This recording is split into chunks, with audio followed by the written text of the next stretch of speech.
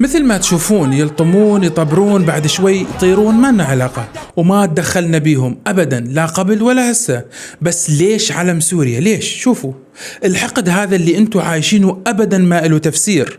بدك تلطم الطم، بدك تمارس شعائرك مارس شعائرك، الدنيا كلها قدامك وما حدا ماسكك. حاطط علم إسرائيل وأمريكا وعم تدوسهم، كمان ما دخلنا. تصطفل منك لإلهم، بس تحط علم الجمهورية العربية السورية بهاي الطريقة الوضيعة أبدا مو مقبول، شيء أبدا مو مقبول. هاي إهانة وما بتمر، وكله عدنا مسجل. بس أريد أفهم شغلة، أنتوا لوين بدكم توصلوا؟ سوريا بشنو أذتكم؟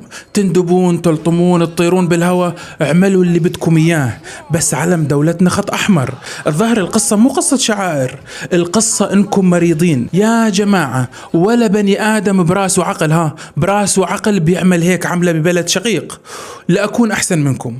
الكلام ما موجه لكل العراقيين أبدا، بس للي يتهجم على بلدي ويطعن بالأعراض ويتكلم بكلام مو منطقي.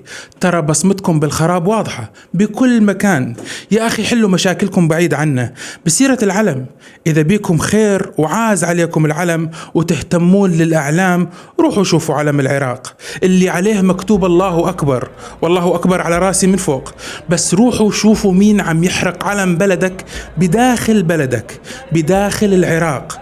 وكمان بداخل بلدك العراق في مناطق بالعراق ما يسترجع عراقي يرفع علم العراق بها، وهي داخل العراق داخل بلدك. كلامي مو فتنة، الكل شاف الفيديوهات على السوشيال ميديا. بس إذا تصل لعندي هذا ردي إلك، وهذا أقل شيء أساويه.